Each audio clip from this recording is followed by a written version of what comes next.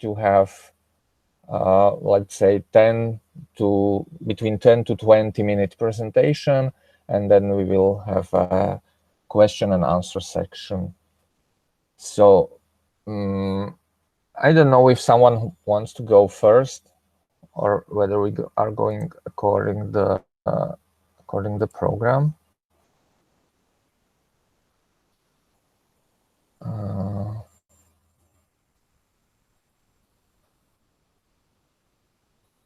Voluntaries. Okay, so let's go according the program. And according the program, the first team should be, I think, the Istrobotics team. This is a team from Slovakia, from Bratislava, and they had very similar presentation also previous month in Slovak language, so it was really interesting. So I hope it will be interesting also for. I have that we just discussed that we should go probably the last, because a lot of teams already seen this presentation, so probably the others should start. Okay. Yeah, you are right. So to not repeat for those who already see the presentation of Istrobotics team. Okay, so let's go further. Next team is the AmBot team from the city of Most, from Czech Republic, and if you are ready, we can start. Yes, I can start. Can you hear me? I can hear you, and okay. Yes, we can. We still don't see the presentation. If you want to share some slides.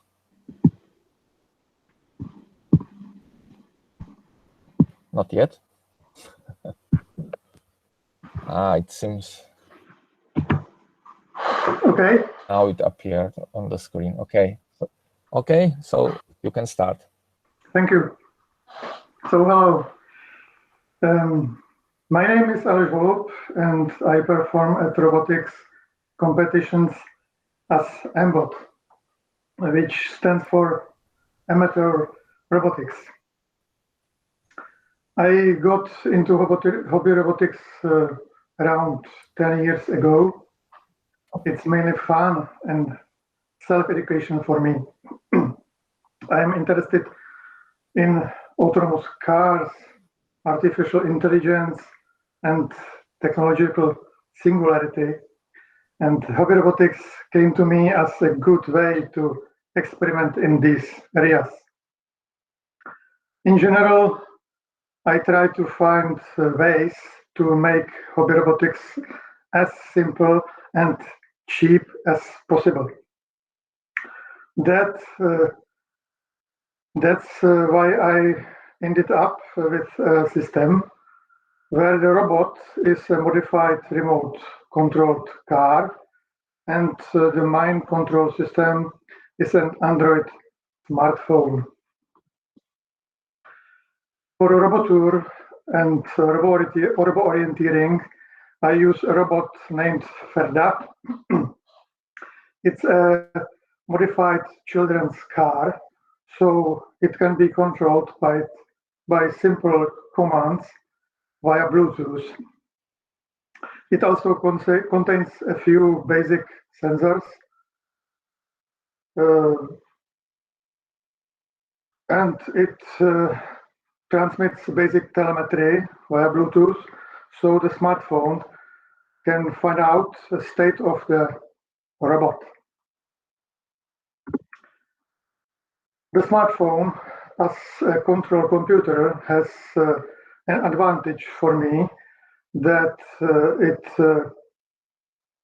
already has good sensors, camera, GPS, compass, and also large display for interaction. It is also have a good computing power and relatively well programmable by available development tools such as Android Studio. Robonav is my own Android application, It uses OpenCV library for visual navigation and also uses standard Bluetooth for communication with the robot. There is no artificial intelligence in the application yet. The basis of the control is GPS navigation between defined waypoints.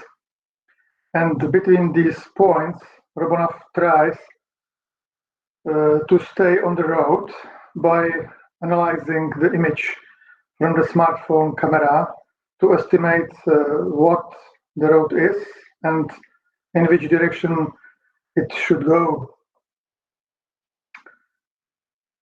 The basic navigation screen looks something like this image in this slide.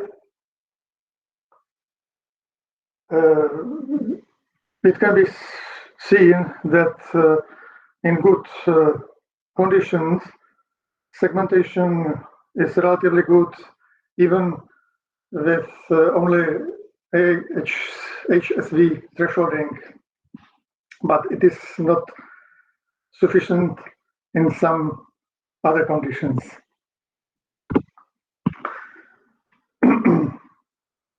I only have been at Robotour twice, in 2014 in Pilsen and 2016 in Deggendorf.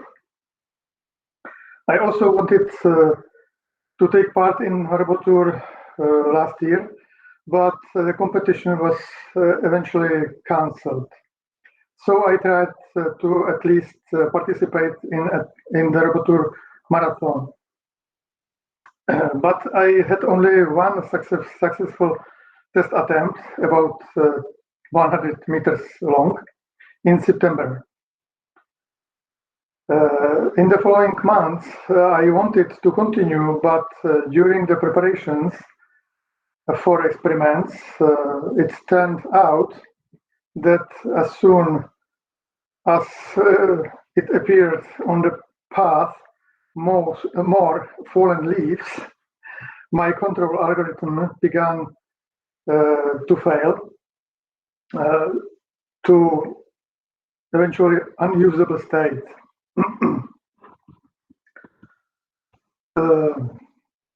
This is like my attempt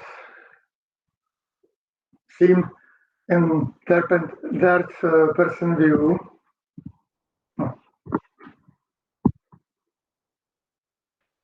I'm using QR droid for QR code is for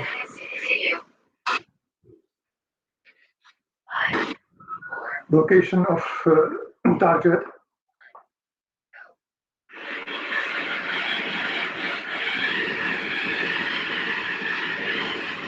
So navigation is good and road is straight. This is first-person view. It is record from another attempt and very similar to marathon. So I start with QR droid.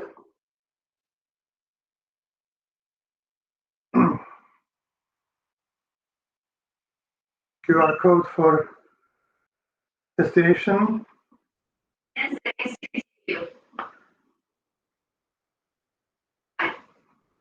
Route 75 meters.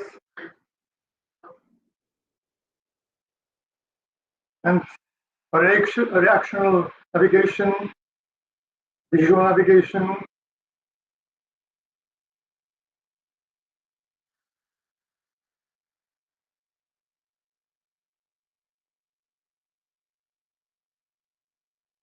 Segmentation is not so good as I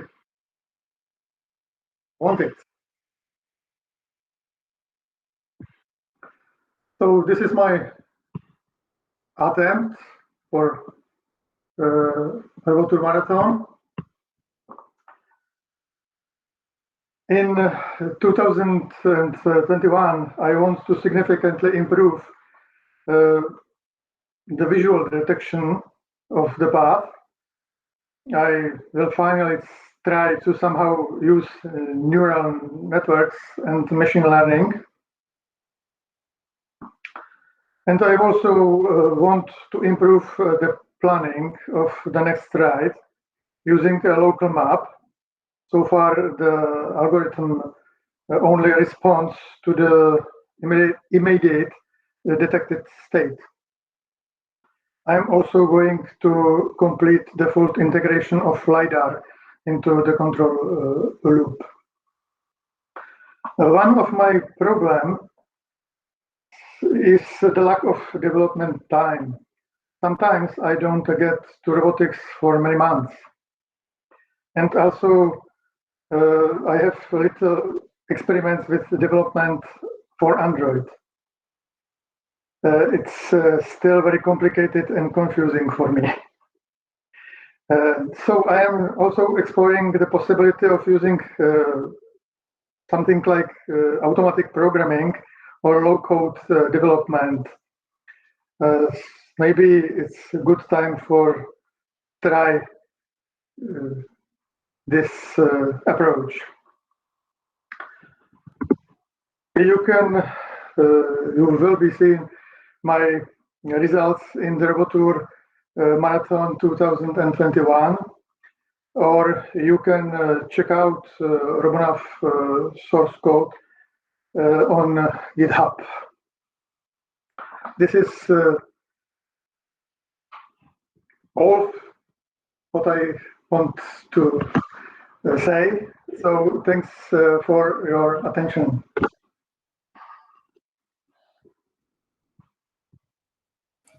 Thank you very much. We have first question directly in the chat. You can read it in the chat, or I can ask you. What are you using for path planning in the segmented image? I think I saw something like Voronoi diagram in your visualization. No, it is really only reaction navigation. So if route seems to go left, I go left.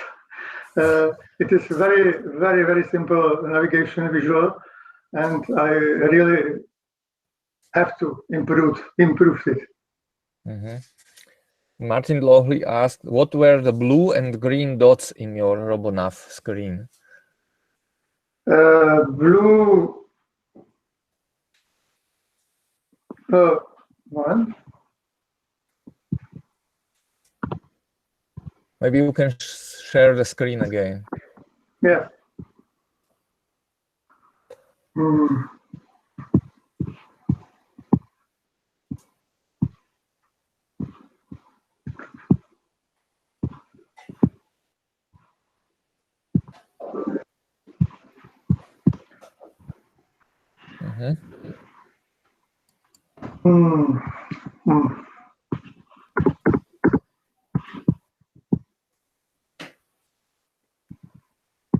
There are some green dots, blue dots, red dots. Green dots are some sort of VFH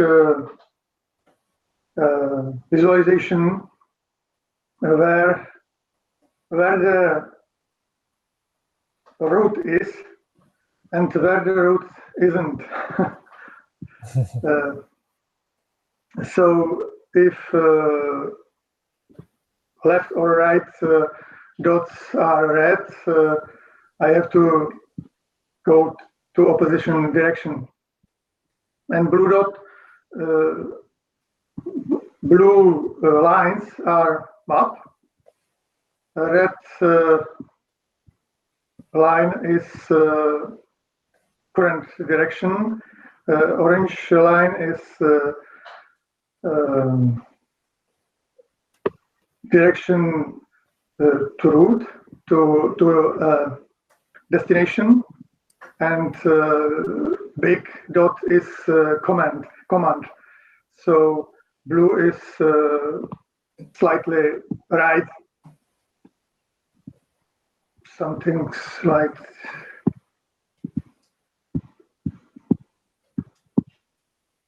or left, or stop, or forward, straight. Okay, thank you. And there are two similar questions. I think very interesting question. What is automatic programming and what is no-code development? I am a web developer and I mainly program in PHP or JavaScript. It is very simple programming, and Java and Android development is hard for me. Coding is too long for me, and idea is completely hidden in coding time. So automatic programming is some tools to generate code without really coding. Only say mainly in natural language what I can want to get, and it generates code automatically. Tool generates code. Low code is slightly less advanced tool, which generates only generates code from some fragments code. And do you know such tools for automatic code generation? Only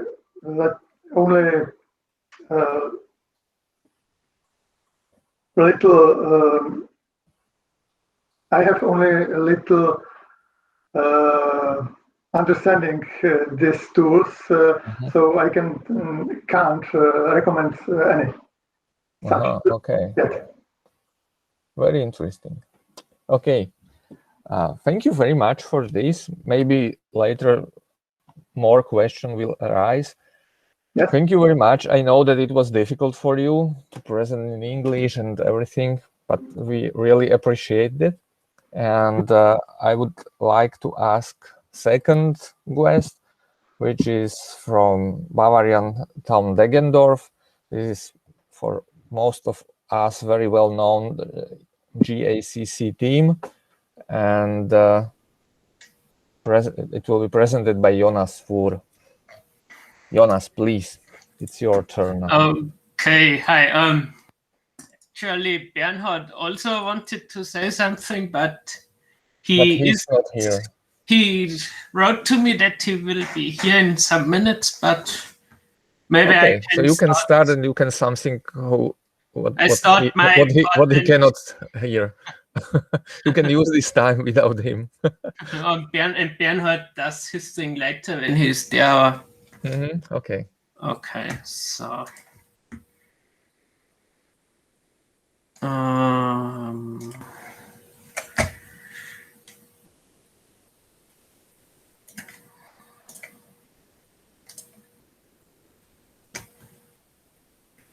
you can now say that everything was your idea and he didn't. So, okay. Do you see the monitor? Yes. Do you see the presentation? Not yet. Now yes. Okay. Nice robot with.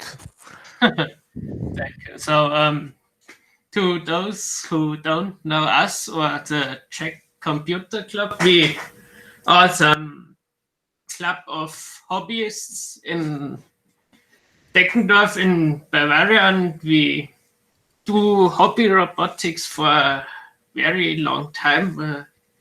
The club was founded somewhere in 2005. I think I'm in since 2012. And the first time I was at Robotour was 2014, and I'm participating with own construction since 2015. And yeah, this year I was here with the JECC Mini. It's open source robot platform. You can download all the design files for the 3D printer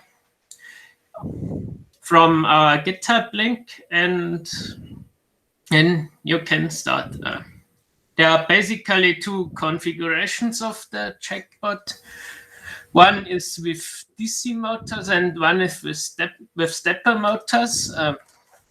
Bernhard used the stepper version and I took the DC motor version, and I extended it a little bit with bigger wheels and some aluminum profiles for the Robotour so that I can easily mount some components on it. So the main computer I decided to use was the Raspberry Pi 4 with the 4 GB version and also the corresponding fisheye lens for the Raspberry Pi camera. Also, I'm using a P-Lidar A2M8 and a Fluxgate compass from the KVH Industries and IMU from Bosch. There's also some U-Blocks Neo 8 GPS on the robot, and Bernhard and me took the time to build some custom PCBs for some typical robotics problems to make everything easier. The first one is the actuator extender board. It's also open source on GitHub. Basically, is capable of controlling 2 DC motors and 2 servos over the I2C bus. So you don't have to mess around with lots of pins on your controller board. You can just plug some Arduino on it, or an Arduino MKR or Arduino Nano 32 or 33, or just connect it with I2C to some Raspberry Pi or other.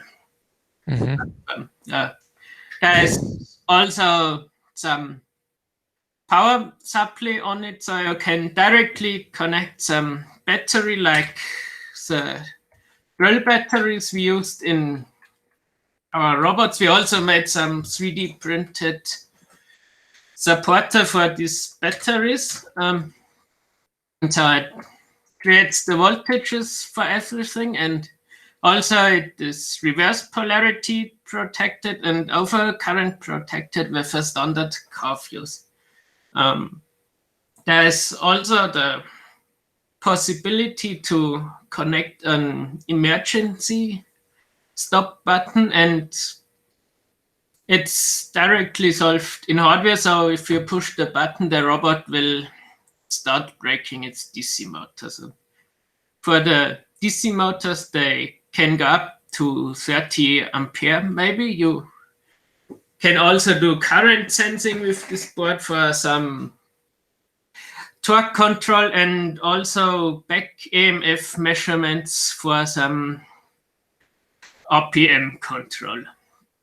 The next one we made was the sonar extender, because everybody uses or knows this simple HC SR04 ultrasonic sensors. They are very cheap and they work reasonably well, but it's sometimes not that nice to evaluate them directly with some controller, because you need to wait for the response and the timing and everything. And so we also made some solution for this. It's built with logic ICs from the 74 series and some E2C port expander, so you can also directly connect 4 of these sensors to the PCB, and it will automatically evaluate them one after another, and then you can read the measurements over I2C. You get an interrupt when everything's ready. And yes, that makes everything a little bit simpler. And the precision of the measurements is then about 4 centimeters. Okay, so, and at least we also created some controller board. I also showed this one in my Istrobot video from last year, I think. So it's some STM32 Cortex M3 microcontroller, and the board enables you to directly connect some RP LiDAR to it, compass, and it has also the IMU on it, so everything is nice and compact, and you can stack everything together in a little tower. So, okay, that's the control software we actually planned for the Robotour. It's not that complex because we did a lot of this hardware development during the free time, and so it's that part of the software that's running on the Raspberry Pi. I do the vision from the camera. The algorithm for the road detection is very simple. I have some sort of square in front of the robot where it is assumed to be way, and then I simply put the U values of all the pixels in the square in some histogram and compare it with the rest of the pixels on the image. And so I decide very simply where there's road and where there is no road. And then I put everything in a grid map. That's what was new last year.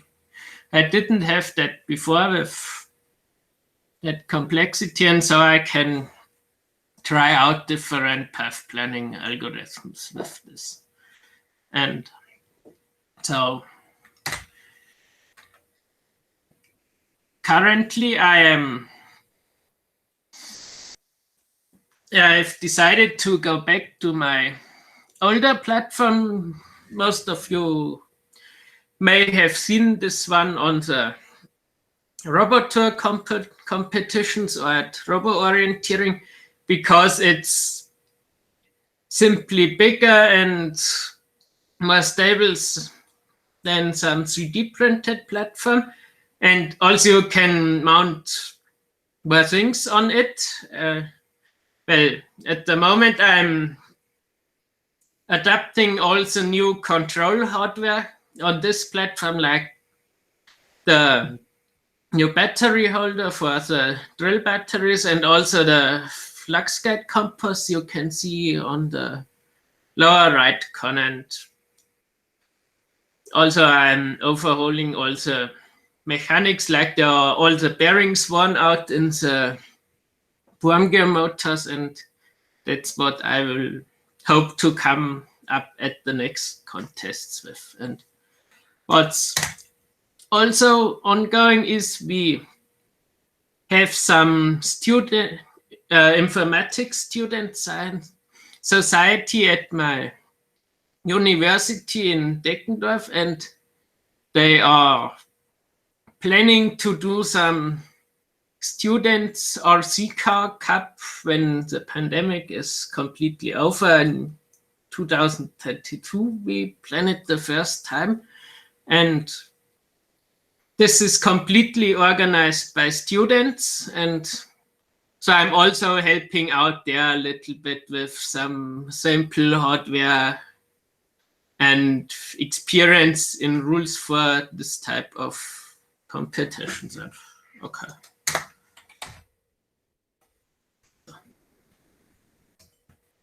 Okay, thank you very much.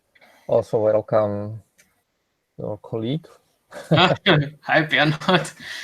Bernhard is here. Hi, sorry I'm late. No problem.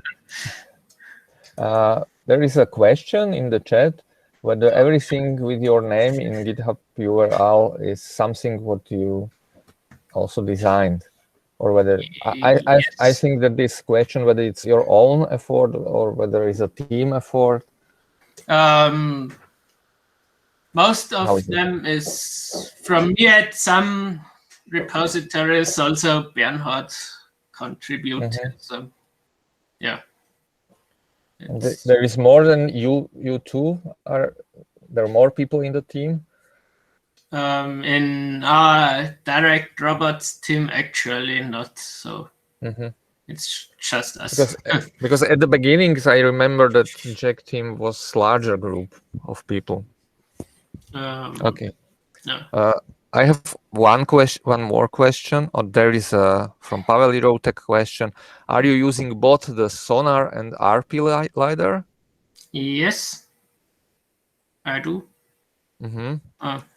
Are you do some sensor fusion, or how you combine the information? I put everything in this grid map, and there I have the informations where the obstacles are. Everything goes in there, and that's what I use for doing path planning stuff. And I personally want to. There is additional question. Why both? I think it's better to have more data, and I think it makes it more reliable if you have more different sources of data you can combine. Okay. I want to ask about your 3D printed chassis. Is it strong enough also for outdoor competition? Because there is in 3D printed chassis there are layers which are not so strong. Until now, we didn't really have problems with this. It was a little complicated with the full barrel on the robot, but it was not because of the strength of the material, as it was more because it wasn't that easy to control, to get some controlled motion from point A to point B. And as a material, you use PLA or ABS or something? Yes, it's PLA. PLA, okay. Okay, so no more question for now, but I still think at the end of the session may appear some additional one. In the meantime, I would like to invite the third presenter, which is member of Swiss combined Swiss Czech team Cogito. I see Jirka Iša is here. So if you... Sir, no, I got a bit lost. Didn't Bernhard also want to present something? I'm not sure, but I think it was a team presentation. Well, I can tell a little bit about it. I don't know what Jonas has already said, but during the last year, we made a lot of research and a lot of boards and PCBs. I don't know, Jonas, have you already told anything about that? I told about the sonar extender and actuator extender PCB. So okay. We have done a lot of testing with Arduino boards, and we also made a lot of shields. You can find it on our GitHub repositories. I'm sorry, there's not one GitHub repository, but there are 2 or 3. And everything is all over the place. So but we tried to make it as open as possible so that everyone else can built on our stuff. So, for example, yeah, I think, can I share my screen here? Yes, you can. Okay. Bottom corner there is Yeah, an icon for, moment. and then you have to select the screen. Don't try to present just window because it's not working every time as expected, but full screen works quite good. Yeah. And in case you have more than one monitor, you have to select which screen. So, And now it works. yeah. So like this, this is the motor shield we are using on the robot, and also Jonas has used. It's the one with the stepper motors, because we also experimented with stepper motors, but it turned out that, well, they're not strong enough or consume a lot of energy. So we'll stick with the DC brush motors for now. So if I go back, this is our motor feather wing. So yeah, this one is as used on the robot. So here you can find all the data from the PCB, and also yeah, we designed a lot of with KiCad, and we have also the source files on our GitHub repository. So you can just download it and improve it or do whatever you like. So you can also make some issues or pull requests on our GitHub, and yeah, we would be very lucky if you just use our boards or try to improve them. Yeah, we also done a lot with Isla. I don't know if you know the company. For example, we also designed a CanFD shield like this one. So, and down below, no, how can Isla link it? Please. Jonas, where do I have an Isla link? So now extender. Ah. This is on your repository, isn't it? No. We have done so much PCBs, so it all got a little bit twisted. So yeah. So all our repositories are somehow built in the same way. So if you check out the first one, you will find your way through all the others.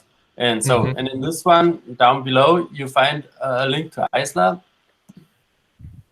So Isla is some German company which produces PCBs, and you can order the PCBs here and also the parts. And we think it's a very nice company because you get the PCB and the parts, and they are somehow cheap, and you get them really fast. And we shared most of our boards there. So if you want to build it on your own, just go to the link or email us, and we give you the link so you can rebuild it on your own. Yeah. So next thing I wanted to say, like how our robots are built, they're always like one PC or one Raspberry Pi and some motor controller connected to it. Most of the time via serial bus or USB, and it turned out it's not that cool to do it like this. So we think about switching to a bus system, namely CAN bus. So like Udo has already done, but Udo used some proprietary protocol, and we decided to go with UAV CAN. I don't know if you already know it. This is the forum moment. It's commonly used in with drones. So yeah, you can read it on your own. It's some protocol where you get all the data, like from GPS or compass or height sensor, and also control the motors. And a lot of it is already predefined. And I think we can use it also really good in the robot systems. And yeah, now we're doing the basic stuff. A friend of us, Alexander Enting, I don't know if you have already met him. He was also at some of the robotics competitions. He made a lot of Arduino libraries, and there's another GitHub repository like this one. So, and here you find the library and also some examples how to use this with Arduino. And at the moment, yeah, we are trying to integrate it with the robot. So, yeah, at the moment it's only some demo and controlling some motors and some LEDs and switches. But the next step will be to combine it with the motor and do some useful stuff with it. So I think that's all I wanted to say. Jonas, have I forgotten something? I don't think so. We have questions. Jirka Iša asked what were the issues with the USB connection. Yeah. Something funny. The first one was a mechanical problem. Sometimes we decided to go with micro USB, and a micro USB is the worst type of connector you can imagine on a robot because it simply breaks down and then falls off. Yeah, this was the first issue, and the next is, well, it's only a connection from one point to another point, and on the robot it's more like a distributed systems. So like Udo always has, it's one PC with controls the whole robot, and the second PC just for remote control. And yeah, with USB it simply won't work this way. And the next USB is good for some high-speed connections, like with camera or something like that, where you really need the data rate. But for controlling the motor, it's not good, I think. Yeah. And the next thing is it can get kind of ugly if you have more than one serial connection of a USB, because then you have to do also UDEF rule defining and on and on and on. And if you have the bus system, you just have to care about this stuff. Okay. There is a comment or compliment from Pavel Iroutek. Nice work with the PCB design. And the question is, what was the motivation to go with your PCB development for so many use cases and not with some off-the-shelf parts, because it had to be huge effort? Because we like designing PCBs. We've already designed PCBs for years and years and years now. Well, that's one part of the story. And another one is, we just want something that fits our needs. And we want to design that we fully understand and which has no hidden problems or whatever. So, or where we at least know the problems. Yeah, and a lot of time in the last year has gone into testing and into finding some weird issues. So at the moment we have some problem with the UAV CAN protocol, because after some hours of operation it somehow stops because one interrupt is not handled correctly, we suppose. And we've done it in the past that we tried to develop our own implementation and just in a very short time, and it wasn't fully tested, and there was some strange behavior just like on the day of the competition. And I don't want that anymore. So we designed some PCBs and we tried to use them over and over again and fully understand what they are doing. Yeah, that's clear. Okay, so thank you very much for your contribution. And now, Jirka, now it's your time. Yes, thank you. Bye. Number 2, hello. Give me a few seconds to find the presentation.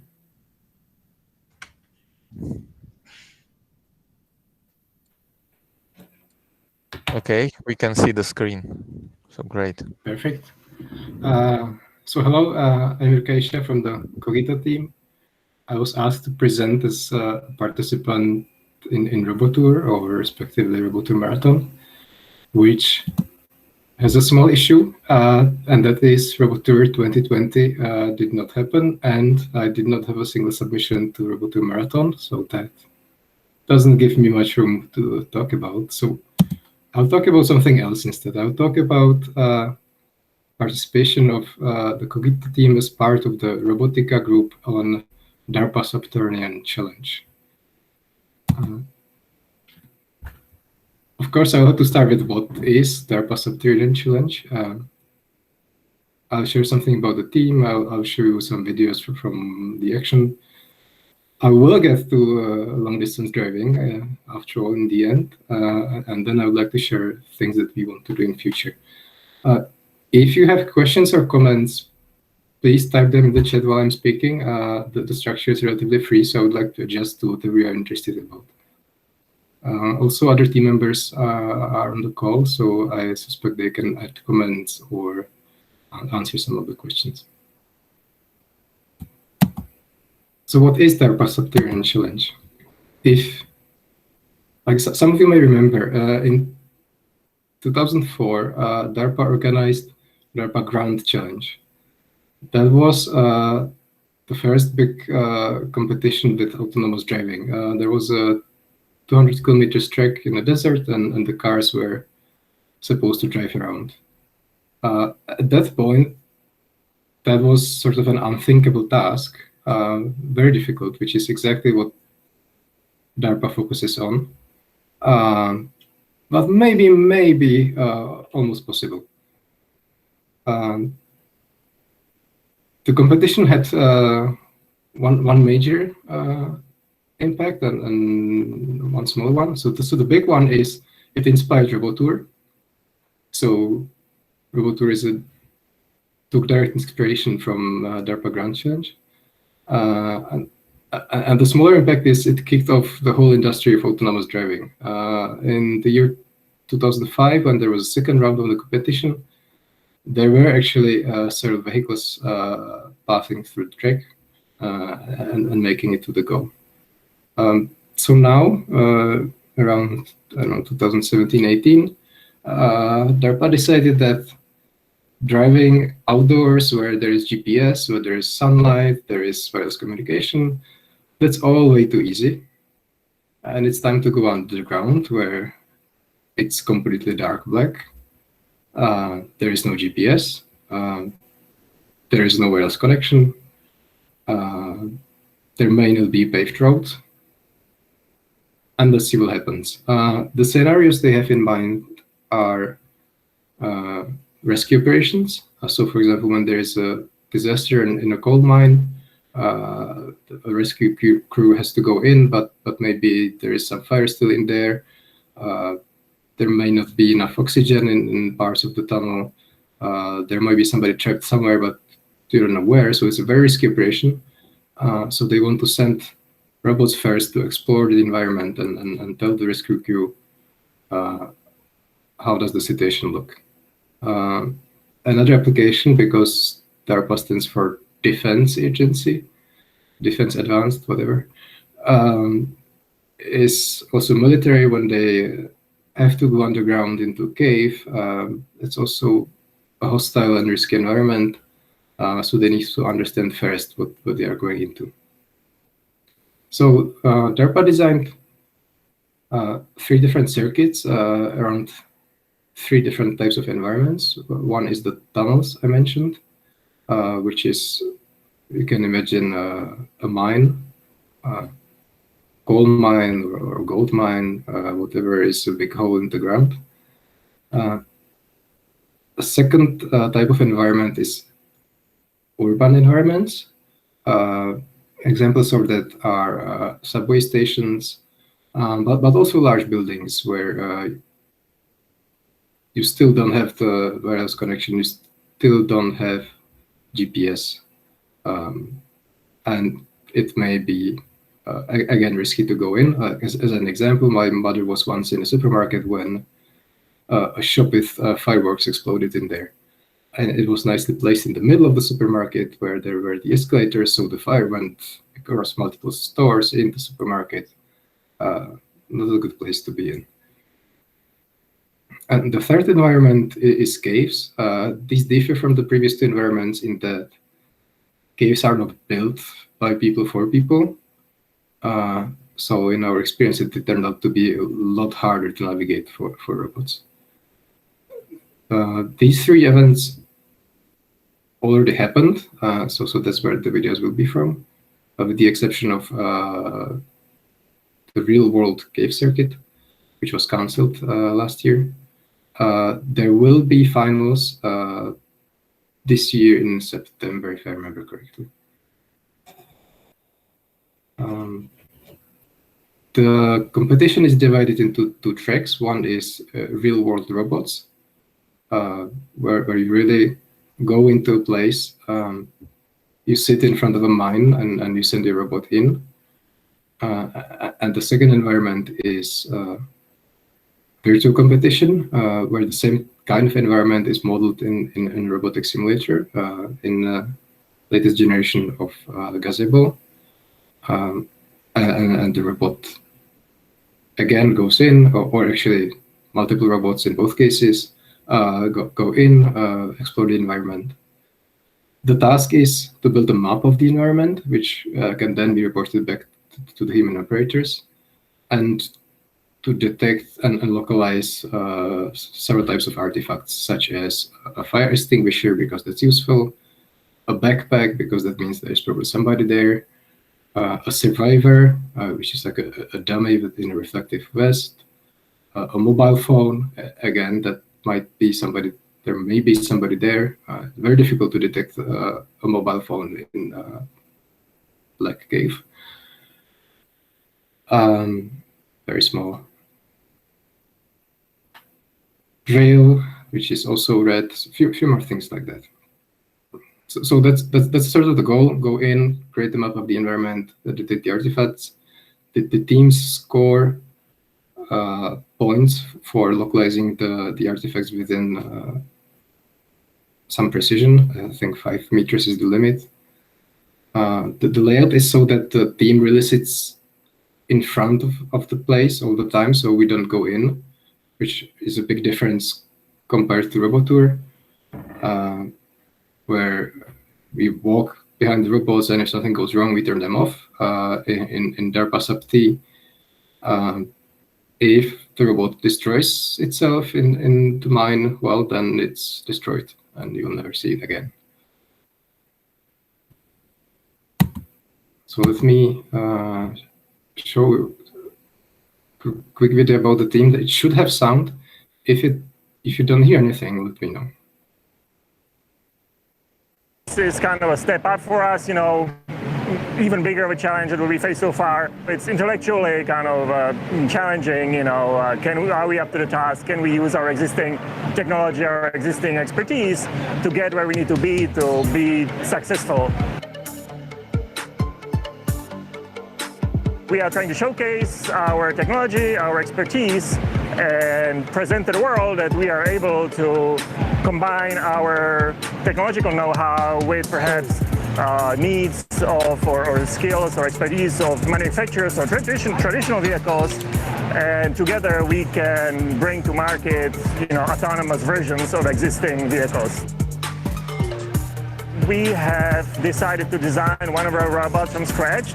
We took the best of what we had experience with and we put it together in a unique and new way.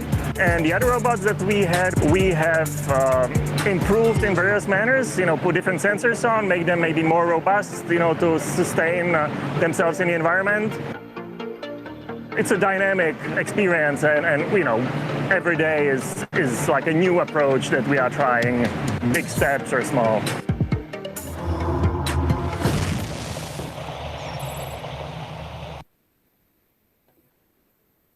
This is kind of a step up for us, you know. So, with a minor correction, the person speaking wasn't Martin Lowy, who is on the call today with us. That was František Brabec, our American teammate. You have seen that we have multiple different robots. They drive differently. They have different capabilities.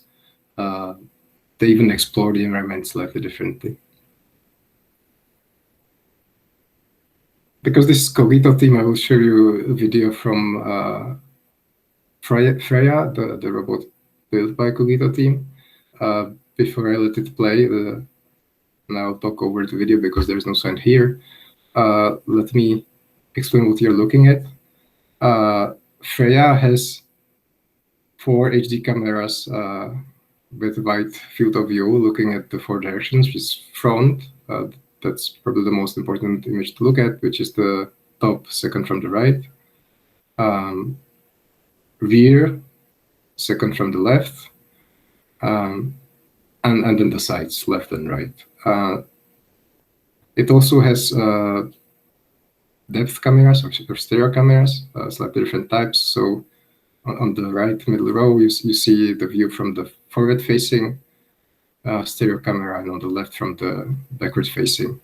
The sort of a common property of the robots we have that we realize that turning a relatively large robot in an unfriendly environment is difficult and risky. So the newly designed robots such as Freya or K2 are symmetrical, that they can go in both directions without turning in between. So the robot moves forward, and when it figures out it's stuck or something is too risky, it starts moving in the opposite direction just fine. Bottom left is some sort of a small map that combines the data from the depth maps, where the red thing is non-traversable, green is maybe traversable, and data from 2 LiDARs, again, forward-facing, rear-facing, into a single thing. So what you can see, the environment is not as nice as it was shown in the previous video, in that it's a lot wetter. You can see the waves being formed behind the robot, like the second picture at the top. There is water dripping from the ceiling. There is this train track, which looks like we could almost line follow, but it's actually a pretty inconvenient obstacle, because if the robot gets to it under the wrong angle, it can get stuck on it easily. Robot editor like to do that. The environment we have never seen before. So, for example, when we have made the obstacle detectors, we said, well, there is this red backpack and red drill and red fire extinguisher. So maybe let's detect red. Like, how much red can there be in a coal mine? Turns out quite a lot. There are all these red markings on the walls. So there's been reporting artifacts like crazy. There are parts where you can see now there's light on the ceiling, but right now the robot is turning right. The light goes left, and that's pretty much it, and the robot keeps going. The interesting aspect of this specific drive is we sent the robot, it returned 40 minutes later, which was an amazing feeling. And I will never know where it went, because the cameras and the depth data and the LiDARs are producing data faster than the robot managed to store them. So I only have like an initial fragment of the log. So I really don't know what Freya was doing the 40 minutes. It will remain a mystery. Now the bigger question for you is, what artifacts did you spot?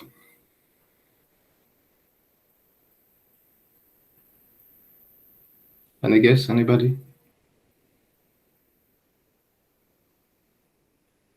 None? Oh, okay, cool. Yeah, I'll see if I can jump in the video well enough to find the place, but there was one.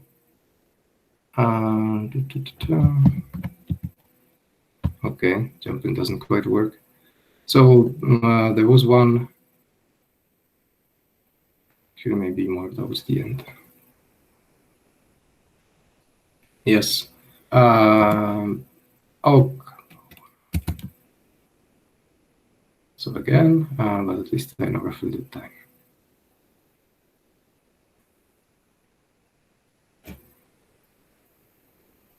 if you look on the left now, or the front camera left side, there's a survivor, which is this bright dot. It's also very visible on the front depth camera. So that's the reflexive vest. So that's kind of a object detection the robot has to do. Second circuit was urban. I wasn't there, so I'll share what I saw as a remote viewer, because parts of what is happening are streamed online on YouTube with a 1 hour delay, so that the participants don't get an extra information from YouTube. Our robot is the one on the left. It's K2, designed and built at Czech University of Life Sciences. That robot is interesting in the fact that it has a joint in the middle, so it can bend and turn quite nicely. So you can see it moving around. The environment is an abandoned power plant,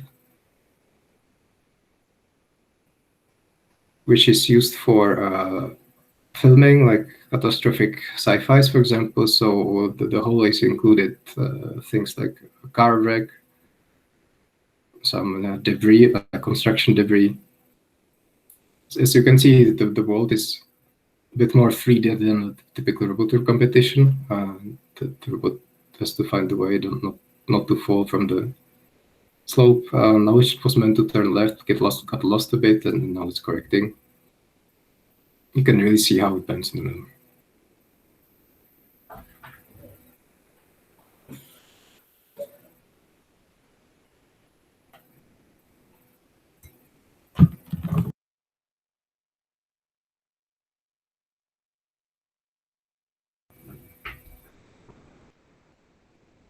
Okay, not many questions so far. Switching to the next video is not my forte. Next one, as I said, cave circuit was cancelled, so I'll be showing videos from the simulated environment. This one starts with a simulated robot from a different team, so that you sort of get the baseline, that the task is not as easy as it may look on some of the videos, and then you will see Freya again.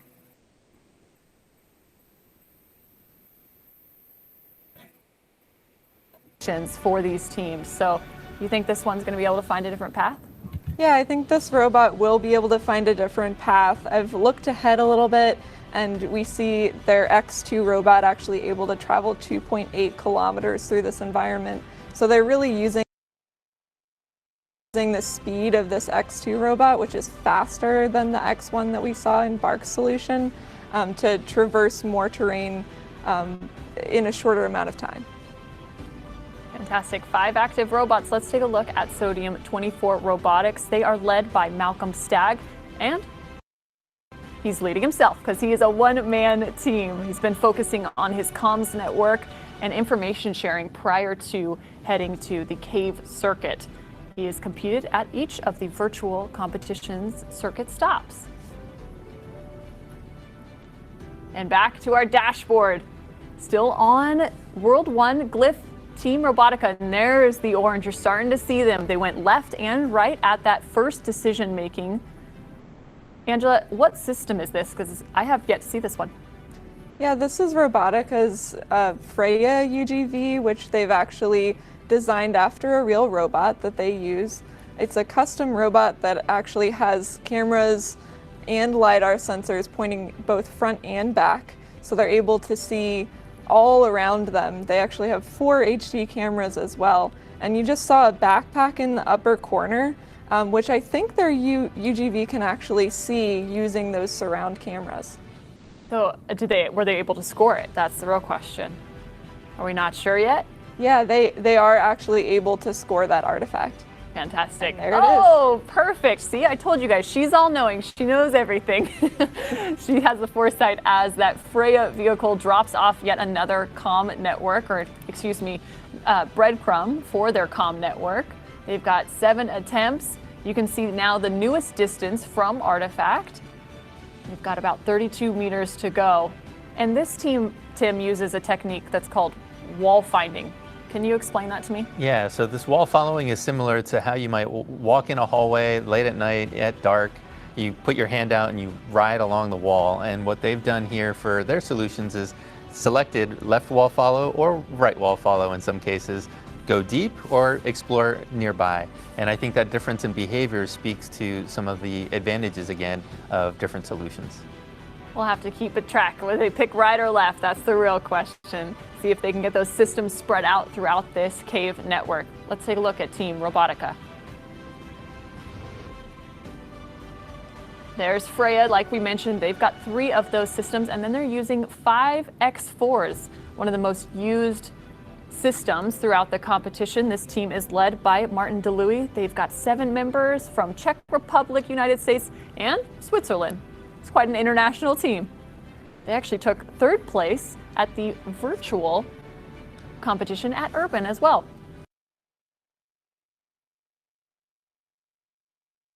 And you know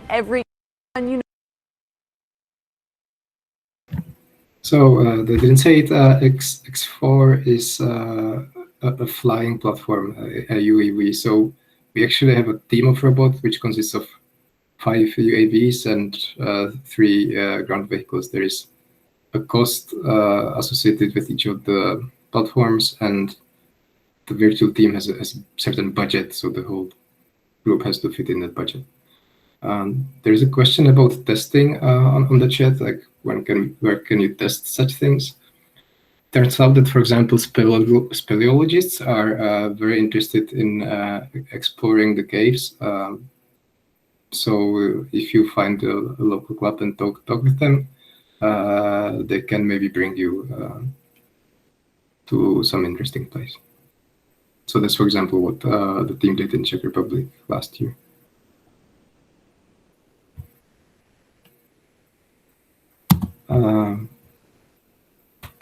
Now it's time to cheer. Wow. And Freya by Robotika also traveled 4 kilometers, which is the most of any single robot in any run. Very so that's impressive. Very impressive.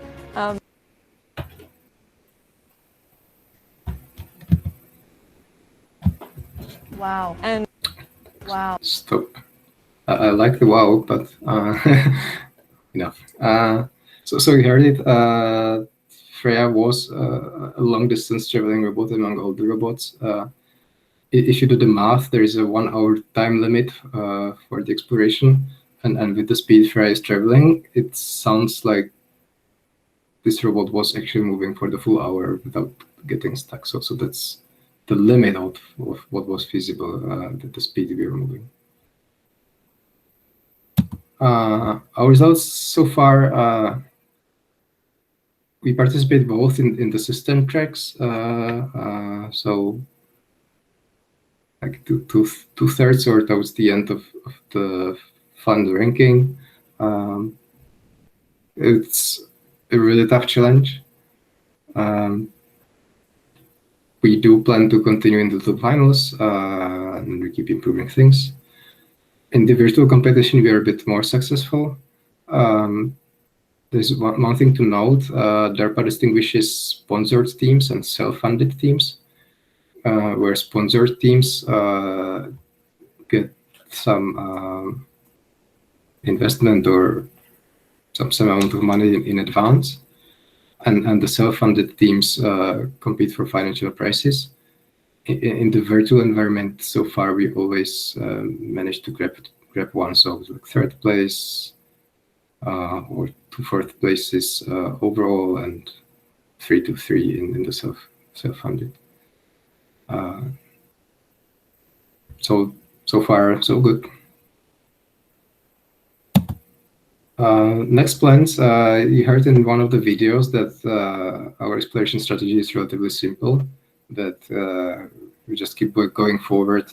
We find the first opening on the left or first opening on the right, and keep going. That works very well in the deep environments where you can just keep going and going, like the 4-kilometer thing. It works a bit worse when the environment is compact and has lots of branching, and then the robot has to go back and explore a different direction of the junction. So we are exploring, sort of finally, as far as DARPA is concerned, building 3D maps and exploring so-called frontiers. Frontier is a place where the known traversable meets unknown. So we can see that the 3 places on the map, bottom right and left top. In 3D, it's a slightly harder problem, especially when we are flying with the drone. You can have the frontier actually at the ceiling, because there can be an opening in the ceiling, or there can be a hole in the ground. Here on this specific map, it turns out that the left top frontier is actually not a frontier. It's just a place where the robot didn't see enough. So it's just like there is wall there, but the robot didn't see it the way it went. So it's the other 2 which are interesting, and then that makes it a bit difficult to program. And one more thing we are doing, you could see it as an alternative view of no-code programming, which is driving fully autonomously, just using the neural networks. Like, feed the raw sensor data in the inputs to the neural network, and get the steering commands as the output. The motivation behind this is that on one way, it's more adaptive to the types of environments. So tweaking the parameters we have in the classical algorithms is a bit hard. Like specifically for the U-part challenge, which you saw in the power plant, I was watching the videos on one day, and then I was emailing the team saying, you have to change parameter blah on line 130 from 1.3 to 0.8. And the response I got was, what the is that parameter? So it's a bit hard. Idea here is, let's just drive around with a joystick. Let's collect data. It's pretty fast. So in a few hours, you get something like 500,000 data points. You can train a neural network, not exactly in the traditional way. So it's, as I said before, this is pushing the limits, state of the art. So these are new ways how to train neural networks. And you get things like you will see right here, which is the robot slowed down before the edge to explore if there is ground beyond it, because it's actually not really visible on the sensors until it's close to there. And now you can watch dynamic stability control, super difficult with classical algorithms. Obviously, it fails time to time. So I think you'll see it right here that the robot took a wrong turn. So that's something we'll have to fix in future. Here bumps into the stones a bit, gets somewhat confused, and drives something where it looks promising, but it's not exactly.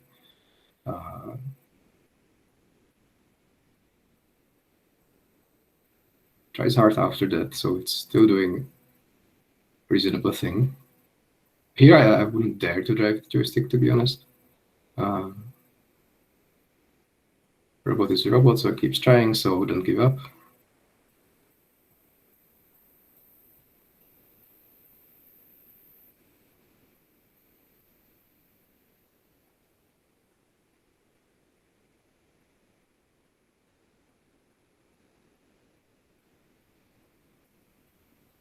And now there is actually an opening on the right. It could get out.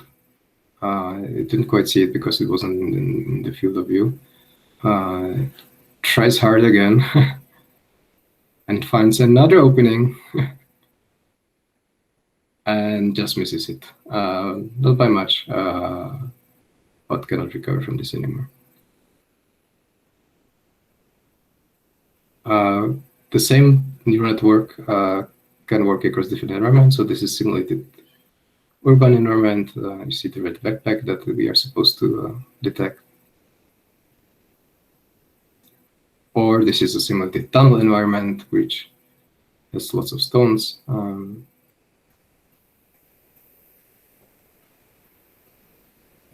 The thing I like here is how it decides to go in the middle, despite there being stones. It just says, well, okay, I prefer middle, and this looks traversable, so it just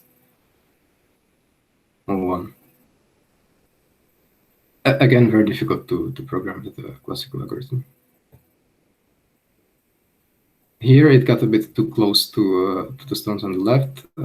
They said it doesn't like it, so it went forward and backward for a bit until it found in the position that it can just barely go around.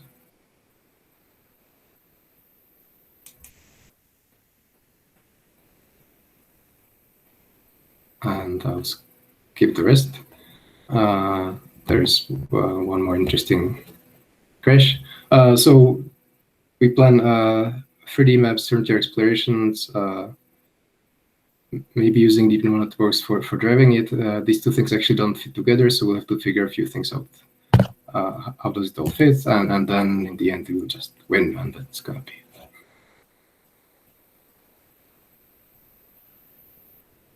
Thank you very much. There wasn't so much question in the but don't worry. At the end, I hope there will be some. And thank you very much for your interesting presentation. And I would like to invite the last presenter, who is from the Istrobotics team, Rado Kováč. And for those who already... sorry, there are questions. Okay. Any suggestion for testing places? Yeah, this question was already answered, but there is question whether did simulation help you with real robot? Yes. So we actually use the same software in both the simulated and real robots. So when we do like the traversability detection with the traditional algorithms, we tune it in the simulation first, maybe tweaking some of the magical parameters which I mentioned. The story is the real world is a lot harder and more difficult, but the algorithm needs to work in the simulation, because if it doesn't even work in the simulation, it's not going to work in real world. So we use it. It is a lot easier to test a new version of the code, because we just start a simulation and run it. You don't have to organize a trip to a cave in the next county in the country. Okay, so you still can ask any question to any of presenter in the chat, and let's go to the last presentation. Rado, please.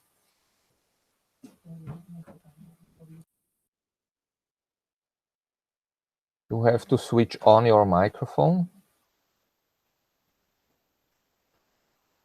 I see you opening your mouth, but cannot hear anything.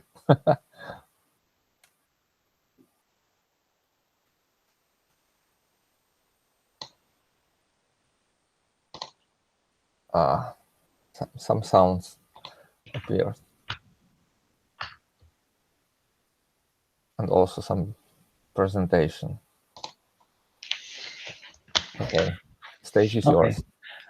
So I just presented the same presentation 1 month ago. So if you don't want to hear it again, then you can probably leave or for some time, or ask questions directly and so on. I will put also...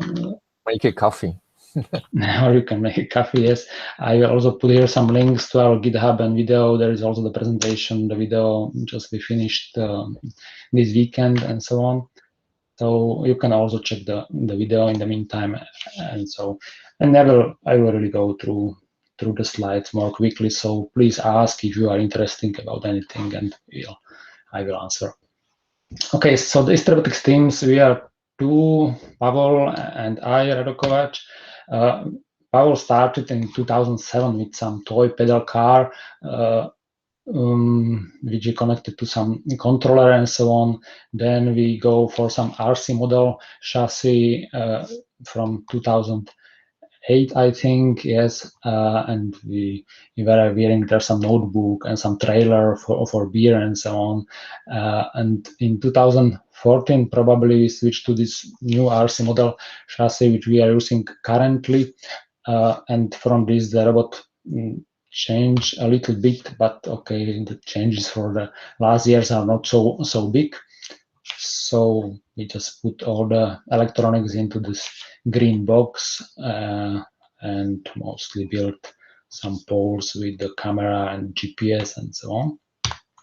So this is the chassis, this is the RC model, which can go up to 48 kilometers per hour originally, but we stepped it down, so right now it's much slower. Yes, the complete hardware of our robot, we just put this together, is about 1,300 euro.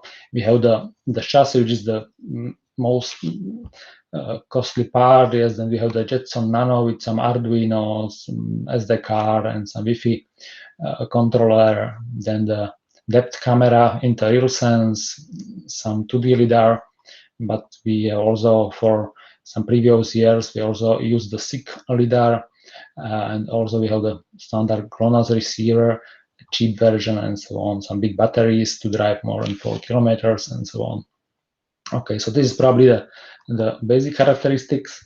Then in the past, we used pixel-based color classification. The road segmentation was based only on the color of a pixel. Yes, like we already heard today. Our approach was to define some samples, yes, from the grass and how the road should look like, and then try to find the closest pixel for this. I will present probably some images which were not presented last time. So this is when we failed 1 year ago in 2019 at Robotour. Our robot took a wrong direction in some crossroad, and we wanted to turn around. The robot, as you can see, the red color is the color of the road. The blue one should be on the grass. If you see green, then the robot is not sure. It could be also the road and could be also the grass. So yes, these are the colors we are using for the visualization. Here is the original image, and here is the result of our vision algorithm. So a robot decided to go turn around, turning to the right side. And as you can see, there is more brown color, it's more yellow on the grass there. So it had much more issues to detect where is the road and where is the grass. Yes, and then when turning, also the white balancing of the camera made really a bad job, and the image was not too much green. It was really the green was not green for the robot, and it decided, okay, it's a good place to turn here around, and this is why we went off on the grass for the first round, Robotour 2019. Then the same repeated also at Deggendorf in the round, I think this was round 3, when there was also great visibility. We have seen also the grass is nice and we could go, but we also missed some way and we had to turn around. Also the turning started and the robot has seen there is a lot of grass and so on, no problem. But then there was some brown place without grass, and exactly the robot found exactly this place and wanted to go outside and bend to the grass. Yes, we can see if the camera sees only the grass, it's more brown because of the white balancing, and the algorithms didn't work. So we decided, okay, we need to probably to change to a different approach. What we did is we decided to use the neural networks. The neural networks are not new for the Robotour. Also several years, several teams are trying with them, and they were more or less successful. And we see here also JECC team in 2019 had some really nice implementation. So we decided to use this implementation. It was the work of student Adrian Matejov. He finished this year his master thesis of the last year, and he has also this complete source codes also with data sets for the Robotour. It's about up to 700 images, and we use this as a starting point for our neural network. So we have a different hardware, the Jetson Nano, which is slower. So we downscale network to have less parameters and implement it. The options which you have, if you are going to implement a neural network on a robot, you have probably these 3 hardwares from Google. You can take the Coral Dev board. You can from Intel take the neural compute stick and use it in a USB on a Raspberry Pi or something like that. Or you can take NVIDIA Jetson Nano. Yes, we decided to go for NVIDIA because it's the same hardware you have in your notebook, so it's the easiest transformation to go from the notebook directly to a robot. It's just the simplest one, and you don't need to learn any more environments, libraries, and so on and so on. Yes, so this was our easiest choice. Okay, what we were when we were looking at the performance of the original data set and the neural network it was used by the Smelly Zyko team, we realized there are some issues for detecting some grass, also some bushes and so on. Also, and there was a lot of sun and shadows, we have to improve it. We used for this our database of all our driving data we have from the previous years of Robotours, which is about 500,000 images and 200 gigabytes of data from different parks in Slovakia, Czech, or Germany.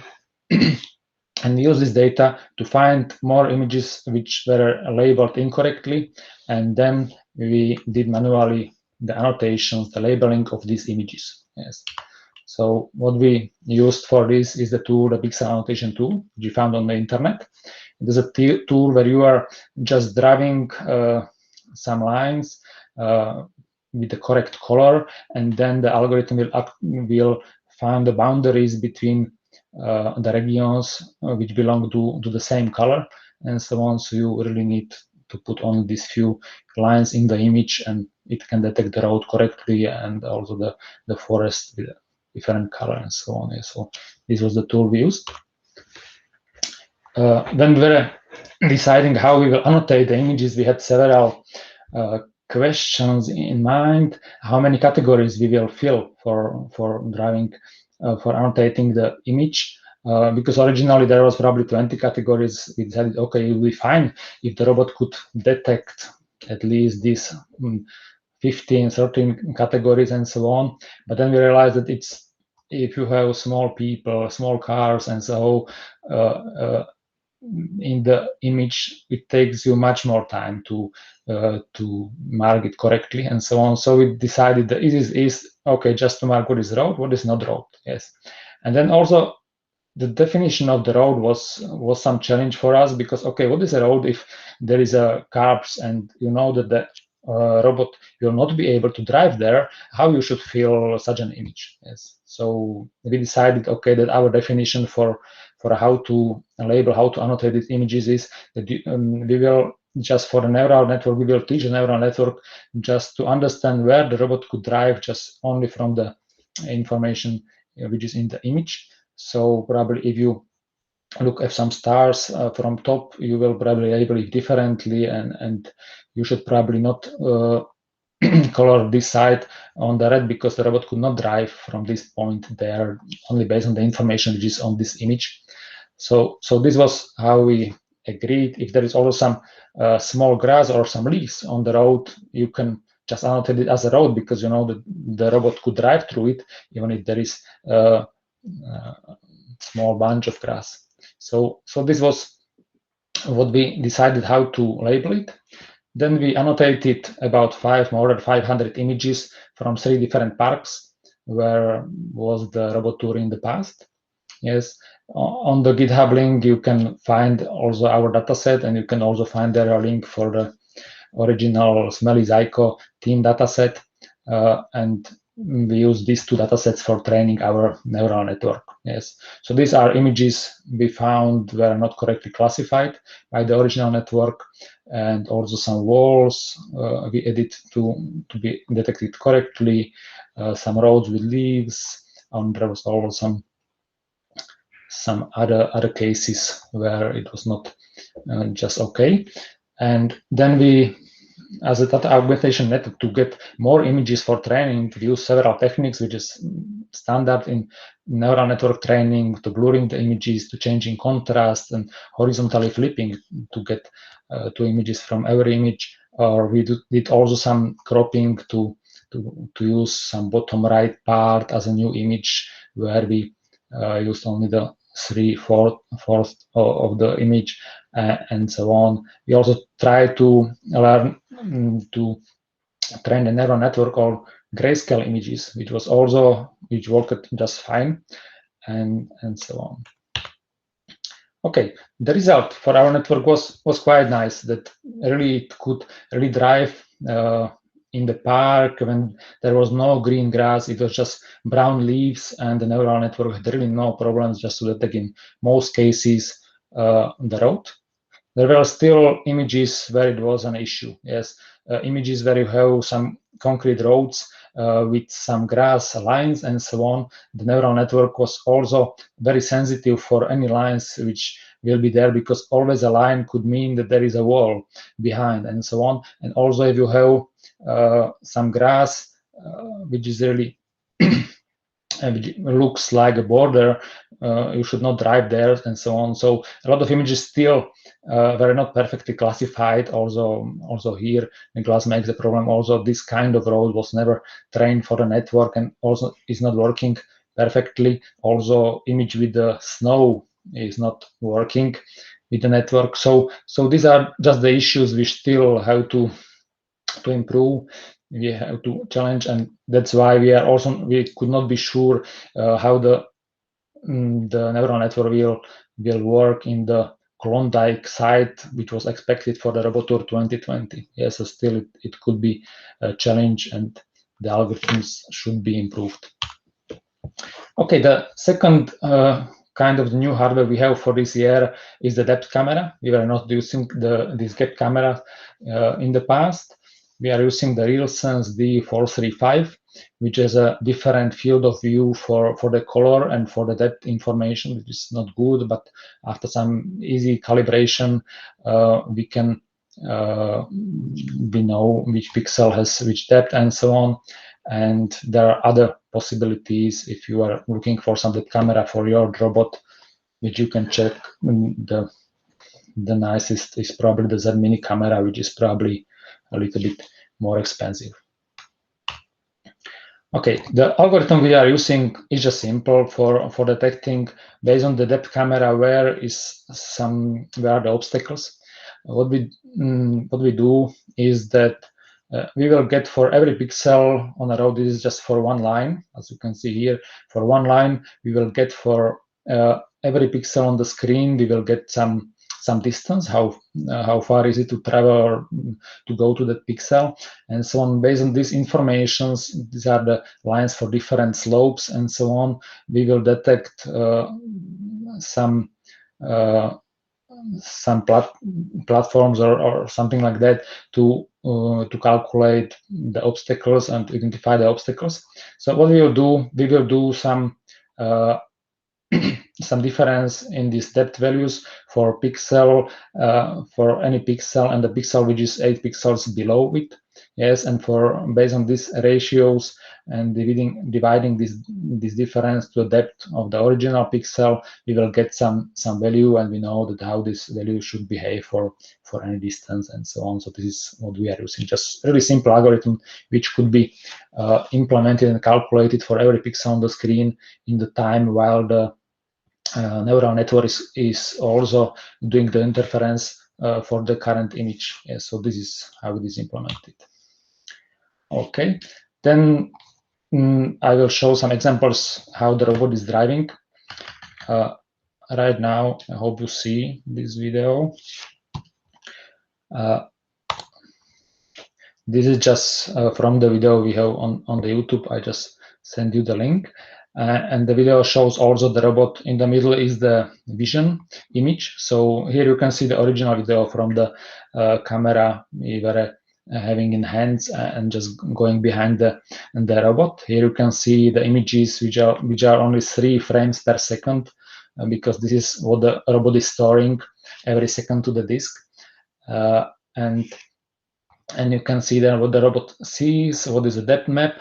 You can see on the depth map some issues with the puddles, with the water on the roads and so on, what it makes. Here with these green spots are just the obstacles detected based on the depth data. Yes, so the depth data could see also part of this fence which is there. You can see also these stones and so on. So the robot can really navigate based on these informations and route them to a local map. And also here you can see some navigation information, how the robot is driving. Yes. So on this video, the robot also will need to turn and so on. So he will also do some turning. Some runner will run around. You can then, okay.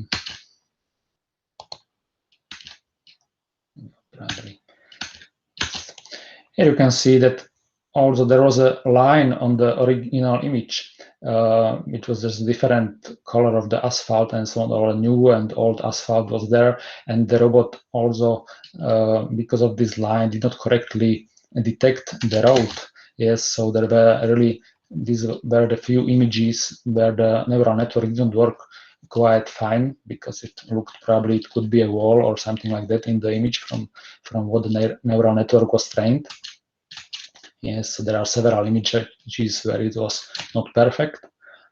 Then the robot came to really a place where is a lot of water on the road, and this water makes our algorithm, which was used for detecting obstacles based on the depth camera, which you see that the image for all this water is just really bad, and it has incorrect information about the distance to the pixel and so on. So based on this, we detected there are a lot of issues. So the robot, when you have seen it how it works in the park, the robot was really avoiding all the water at all. Yes, so it was really nice. Yes. And also the map, which is just building based on this information, is really completely unusable. Yes, for anything. Okay.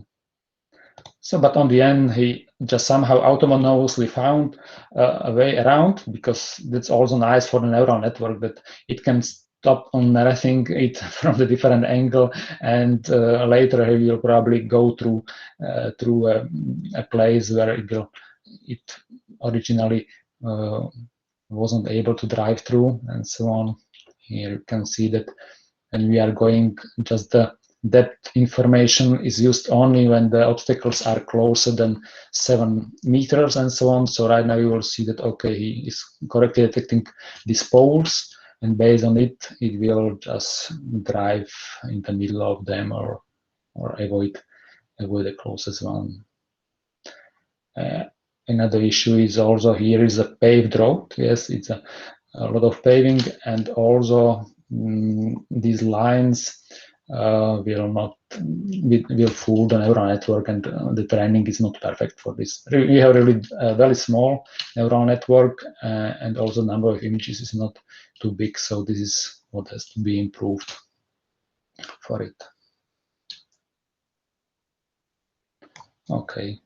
On the end, there was also some problematic issue, because there was really a lot of leaves in the roads, and sometimes it is really hard to find for the robot where is the correct path and where it can drive, and it was just impossible to go out of this place, because he need to turn here around and go back how he came, and the robot really spent here about, I don't know, 15 minutes. Just we were driving behind or looking at the robot, what is he doing and so on. He was doing some circles there, but also here he was doing some circle, but it was without any issue and not falling from this step there. And just finally he was able to go out of this problematic place and continued driving in the park. Yes, just the last stop, just rethinking all what he sees.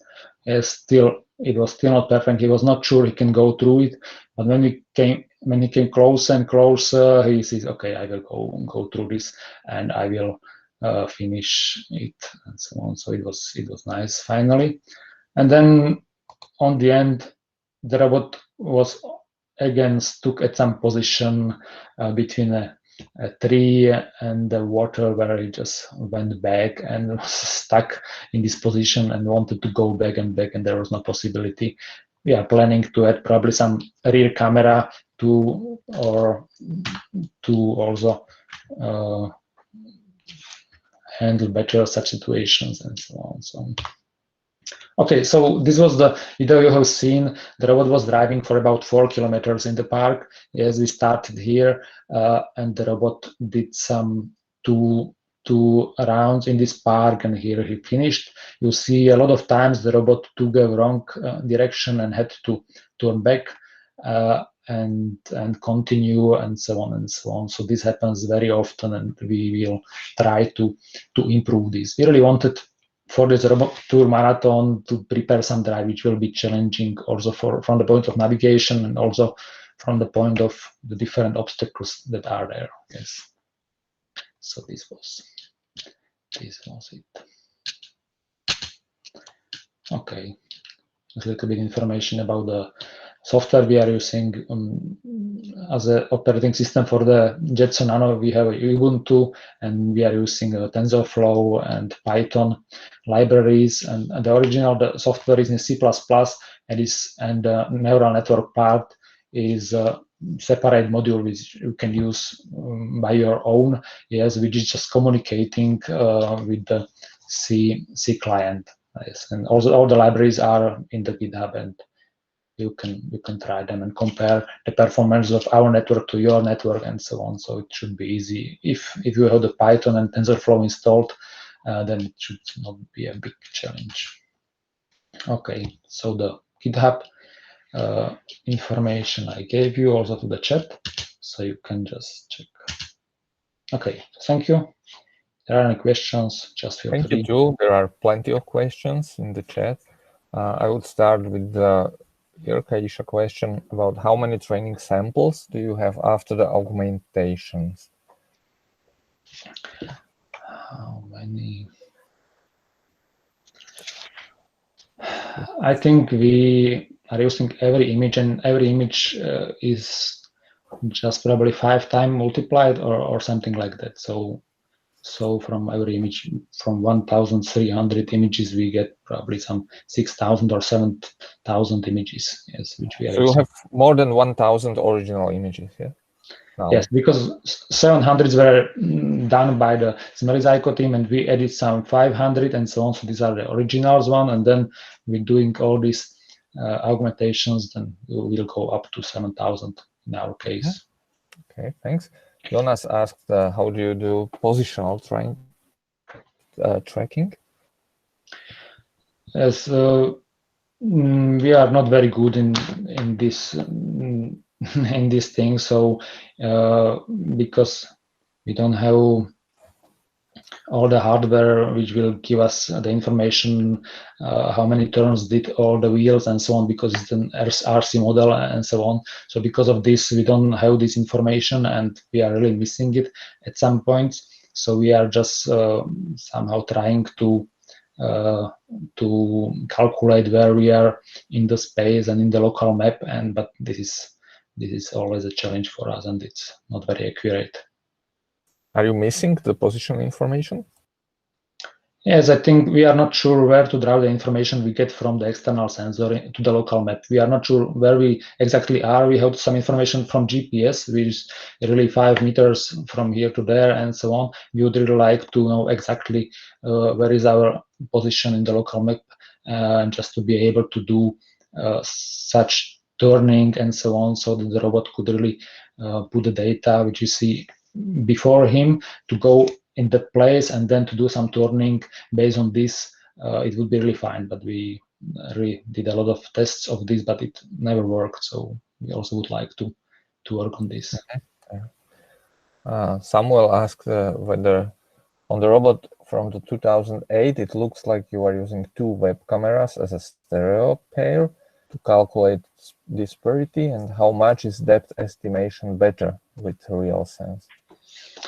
Yes, I'm not sure about too much about what was in the robot previously. Before I joined Pavel, I'm doing this robot just in 2016. Yes, so the 2008 version I'm really not aware about it, how it worked.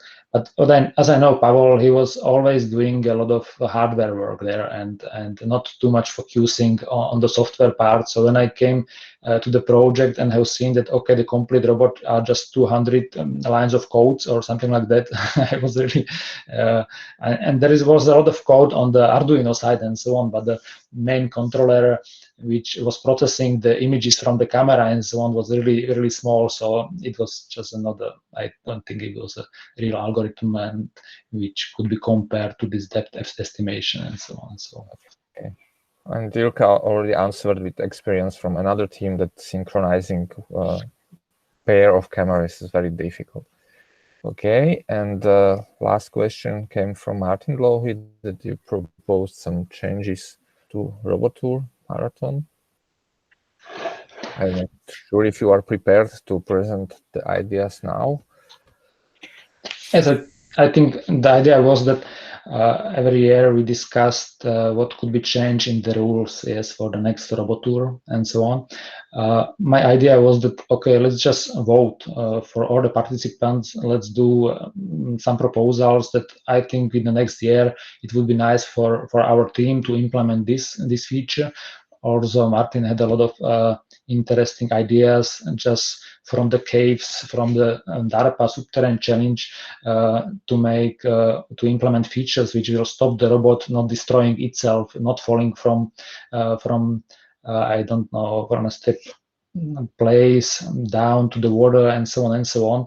So there could be probably proposed such a features that if somebody will show that the robot works in some extreme situations, it will the team will get additional points. Yes, so not only the points which will be shown during the driving, because probably in the park you will not see all these extreme situations and you cannot, the result, how many points you will get in the park probably does not depend on how many such safety features you have in the robot, yes, or if you will be able to drive your robot just remotely or watch remotely, as it was also Martin's proposal. Probably such features should be there in the future for the Robotour rules, and we should probably just agree on it that, okay, do we find to do some Robotour challenges which will be after the driving, will be shown if the robot is working with them and if these features work, and there will be some additional points to the complete number of points of the robot. Yeah, so this was just the idea, but the which features or which challenges should be there shown, it's up to us to decide, or if you like the idea. Or, so. Yes, especially on the organizer side. Yes. Mm-hmm. So thank you very much for your presentation. This was probably the longest workshop we have during the times. At the end, I want to ask whether Martin Lohi, as an organizer of Robotour, wants to add something or no? I would like just to thank all participants today for presenting, and I uploaded the Robotour Marathon 2021 just an hour ago. So if you want to like exercise your robots, you can. If you are allowed to leave your home. And yeah, and if you have like suggestion to Robotour 2021, please keep the Isha in copy so that like we can directly integrate it. Okay. Thank you. So I would also like to thanks to all the participants. It was not easy for many of you, especially presenting in English. I know this is always a problem. So thank you again. And before we finish, Andrei wants to announce probably the next seminar, I think. So Andrei, please, the last word is yours. Okay, so please let me introduce you to the next seminar. Let me invite you for a seminar which is dealing with cognitive robotics. We will have lecture from Gabriela Šejnová from CIRC in Prague, and it will be about some composition of robotic vision, motor control, and natural language understanding. So that is something from cognitive robotics. So we will be happy if you will participate.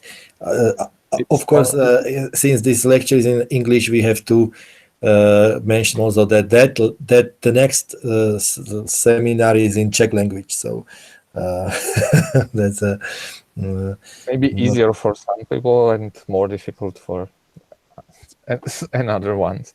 Okay, so thank you very much, everyone, for participating. I hope we will meet again next month, April 7th, on the next seminar. Have a nice evening and goodbye. Thank you very much. Thanks. Thank you. Bye. Thank you. Bye. Thank you. Bye.